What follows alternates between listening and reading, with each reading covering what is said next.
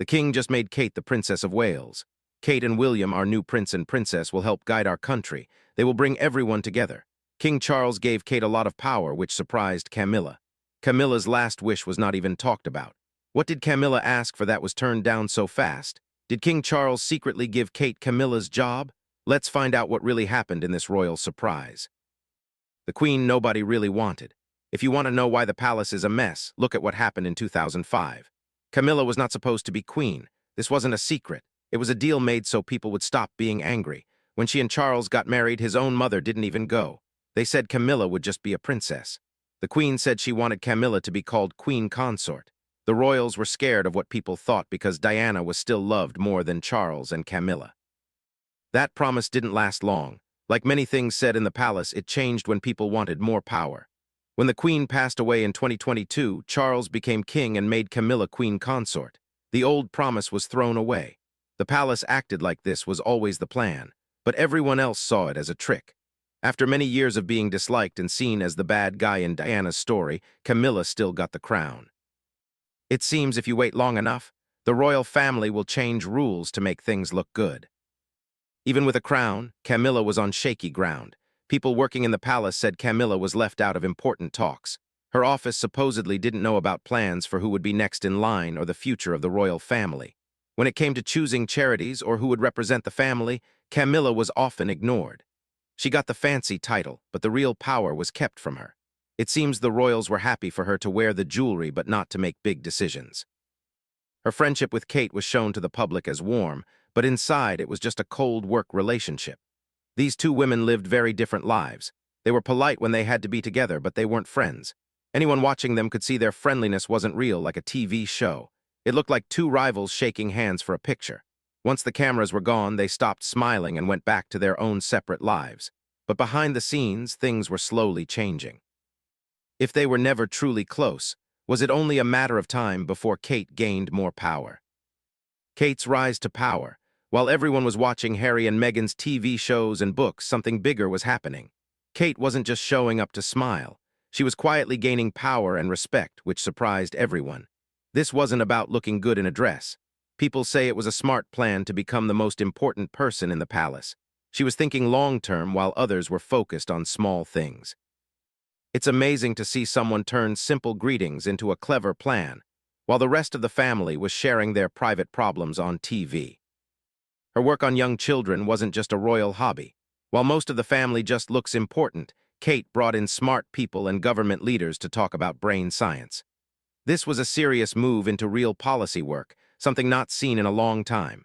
It gave her a voice in important discussions where just being a princess isn't enough. She started talking about facts and how her work helped people instead of just posing for charity photos. People say she was actually getting things done, and even the king saw she was the most capable person around. Then the health problems started and changed everything for the palace. In early 2024, news came out that Kate had cancer after surgery. I had major surgery, and at first they thought it wasn't cancer. It was a huge shock. The world didn't just give a polite nod. The reaction was enormous and felt real. For many, it was the first time they felt such a strong connection to a royal since Diana passed away. People were crying and leaving flowers outside the palace without being asked. It wasn't a publicity stunt. It happened because people genuinely liked her, which is rare for a family that often seems like statues. How Kate handled her illness reportedly helped her move up, not just with fans, but inside the palace too. She didn't panic. She shared a calm video, took her time to return, and kept her children safe while going through a terrible time. By late 2024, sources said her actions made King Charles, who was also battling cancer, really think about the future. He was supposedly asking himself who the public trusted and who had the strength to lead. It seems nothing earns you a promotion like staying strong when your life is falling apart. The big question was who had the courage to lead the royal family through the next crisis. According to those close to the family, the answer was clear. Kate was gaining power. Camilla reportedly started to feel the change, like the strange quiet before a storm. It wasn't a big fight. It was just a different feeling. Suddenly, advisors weren't rushing to talk to her, and important questions were being sent to someone else. But while Camilla was trying to hold her ground, the palace was already moving in a new direction. If everything was being taken from her, was this the start of a complete shift in power? The supposed transfer of royal power. By spring 2025, rumors became headlines about a huge change inside the palace. Major news outlets reported that King Charles was officially moving important duties from Camilla to Kate. We're not talking about a few extra charity events. This was a clear move to take away Camilla's power and give it to his daughter-in-law. People who follow the royals were worried because this didn't look like a temporary fix. It looked like a permanent downgrade. The king was basically rearranging the chairs, and Camilla's chair was being moved further from the main table. The hardest part of this change was how they handled the patronages. In the royal family, these aren't just hobbies. They are the main reason these people have jobs. Having a big patronage is like owning a share in the family business. Several very important ones dealing with art, books, and hospitals were reportedly taken from Camilla and given to Kate. These were projects Camilla had spent many years building. Losing them wasn't just a change in her schedule. It was like erasing her entire career. The palace basically deleted her work and gave the access to Kate. Besides the patronages, sources said there was another, more important change in who could talk to powerful people. Before, Kate's talks with the king's top advisors were formal, which is normal for a Princess of Wales who isn't yet queen. But now she was reportedly included in talks that only Charles and Camilla used to have. The advisors around the king were supposedly growing, but only towards Kate, and by extension, William. Those who know the palace well understood what this meant. The king was reportedly seeing Kate not as someone important in the future, but as someone important now. Buckingham Palace did not officially confirm any of this. The royal family doesn't openly talk about power changes. They don't announce who gets what power. They communicate through actions, not words. And what was happening, the many signs, was telling a story that royal reporters who had watched for decades found hard to call a coincidence. According to sources, Camilla was watching everything, and she wasn't quiet about it. Beneath her calm look, which she worked hard to keep, something was building. A reaction was coming, and when it happened, it would reportedly be the most important choice she had made since her wedding day. The rejection that shocked the palace. This is where things really changed. According to Angela Levin, who knows a lot about the king, Camilla finally lost her temper and demanded a written promise. She wasn't asking for a nice birthday card. She reportedly wanted it in writing that her position, her remaining duties, and her status would not be changed. She wanted protection from Kate's growing power and any future changes in what people thought. It was like a royal prenuptial agreement, given when the family was already struggling. Insiders called it a threat said politely, meaning she was putting pressure on the king. Camilla basically wanted a signed paper to show she still mattered. She wanted it in the rule book, but when she asked, the answer was a clear no. It wasn't a loud fight. It was just a cold, professional refusal. The king's team basically told her the royal family needed to be flexible. This means they need to follow the person people actually like. They argued that a written deal would limit them when public opinion changed or when the next person in line needed to take over. They even dared to say that turning down her request was for her own good. It's the ultimate business move, hurting someone's feelings while saying it's for the company. The meaning of that fancy refusal was simple. No. The palace basically told her she could keep the nice title and her place in parades, but the real power was off limits. They wouldn't write down her authority over charities and the inner circle because a contract makes it hard to change your mind later. They need the freedom to take that power back whenever they want, and a signed paper is just a troublesome obstacle to a quick company change. People close to Camilla say she was very angry. But she didn't throw a fit. She showed the kind of quiet, dangerous anger you learn after being the most hated person in the country for 30 years. There were no public outbursts or leaks to the newspapers to make the king look bad. Instead, she just became silent. Anyone around the palace lately says that silence is loud, pointed, and very cold. But while Camilla sat in that cold silence, the king was already planning a future that didn't fully include her. If his plan was clearly focused on William and Kate, where did that leave Camilla in the long run? The king's plan and the future he is building. Since Charles became king, he hasn't stopped talking about his dream for a smaller royal family. He wants fewer people working for them, more responsibility, and a small team that actually gets things done. This wasn't just a nice idea for a speech. It was a formal change in policy, and it has already started to shift who has power. It's becoming very clear who is staying important and who is slowly, politely being pushed out. In Charles's mind, the future of the royal family isn't about him and Camilla. It's about the people who can keep the family strong for another 100 years. That means the focus has shifted entirely to William and Kate. They are the only ones the public trusts and who can handle the modern world. According to the king's own way of thinking, they are the perfect balance. Old enough to seem serious, young enough not to be completely out of touch, and popular enough that people actually want to see them on their money.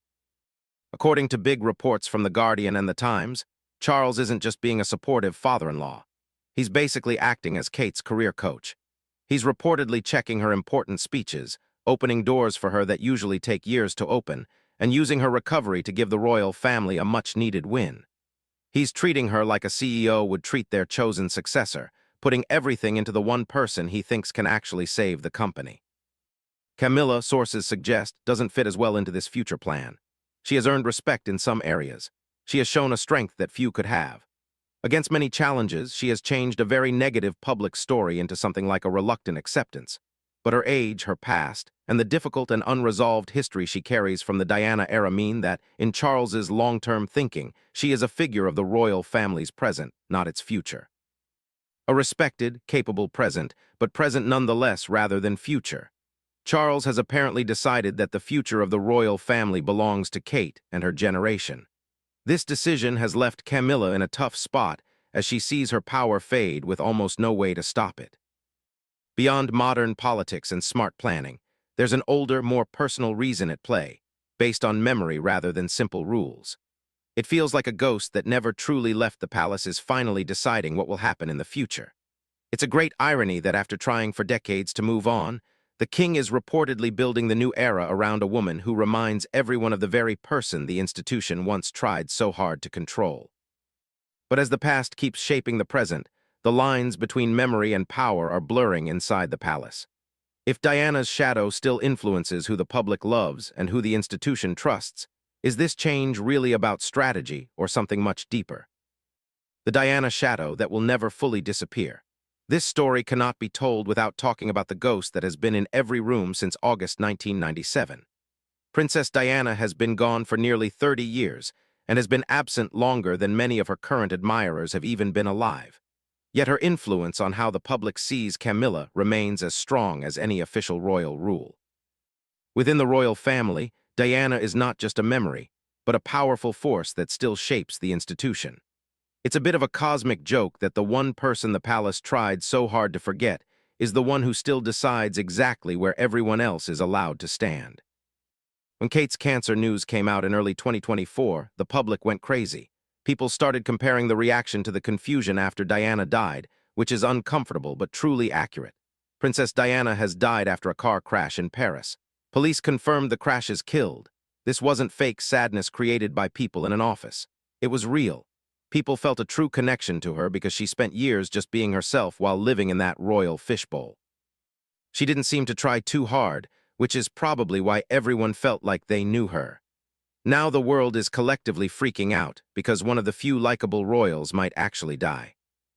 Camilla can take over all the charity work and official titles she wants, but it won't change the main problem. She can show up to every boring state dinner, read the scripts, and stand exactly where photographers tell her to. It doesn't matter. How people feel about her is just a polite, somewhat forced respect because she's been around forever. It's nothing like the real obsession people have with Kate. No amount of expensive public relations or clever marketing can fix a lack of genuine appeal. It's already part of the culture. Word is, even Charles knows this and is making decisions based on the fact that the public just isn't that into his wife. Tina Brown wrote a whole book about how the royal family is still haunted by the 1990s. Every move they make is basically a reaction to the mess they made with Diana. They failed her. Everyone knows it, and the public hasn't forgotten. Now Kate comes along and she's young, seems honest, and puts her kids before her royal duties. Facing cancer with strength just made people love her more. Princess Kate's shocking cancer announcement on Friday that she recently had abdominal surgery. She isn't trying to be the next Diana, but she gives off the same feeling that made people care in the first place. It's an echo that the palace can't ignore, no matter how hard they try to move on from the past. Diana's ghost is still around, and it's actually becoming more annoying for the royals as time goes on. This isn't because anyone in the family is actively trying to hurt Camilla, but because the public never moved on. People have held onto these specific hopes and feelings for decades. They were just waiting for someone they actually liked to come along and fill that void. Now that it's happening, Camilla is stuck in a shadow she'll never escape, no matter how many ribbons she cuts. Kate, it is said, has done just that, not on purpose or with a plan, but simply because her personality fills the gap that Diana created. What happens next and what it means for the crown. So what's the real point of all this? Camilla spent half her life fighting to be accepted by a family that hated her, only to finally get the crown and realize its power is being lessened anyway. Then there's Kate, who didn't even ask for this drama. She's just trying to get healthy, take care of her kids, and do her job without extra stress. Meanwhile, Charles is supposedly the one making all the changes, all while dealing with his own big health problems. It's a mess. The royal family has survived for hundreds of years by pretending to stay the same while quietly changing behind the scenes. But this time, the internal workings are making enough noise for everyone to hear. Historians love to point out that this kind of drama has happened before. The British royals are experts at taking away someone's power while letting them keep the fancy title. Throughout history, many queens have learned the hard way that wearing a crown doesn't mean you actually control anything. The palace knows exactly how to make a role useless without making it obvious. In this case, Camilla isn't being kicked out or publicly shamed. She's just being managed. It's a cold, calculated move that the royal family has been perfecting for centuries to keep things running smoothly. This isn't just another boring royal staff change or some meaningless publicity stunt. It's a huge neon sign showing where this whole situation is heading. Charles is effectively betting the entire future of the royal family on Kate. He's giving her the real influence and making her the main character of the next chapter because he knows she's the only one people actually care about. Since there's only enough room for one person in the spotlight, Camilla is basically being pushed into the background. He's swapping his wife for his daughter-in-law because, in the end, the brand needs someone people don't actively want to ignore. It's basically the royal version of being told you're too experienced for a job just so they can hire the younger, cheaper candidate everyone actually likes. For the royal family, this change is a big deal and probably should have happened a long time ago. In the end, the royals only exist because people let them. And every survey shows that the public actually trusts William and Kate much more than the rest of the family. Charles is just doing the math.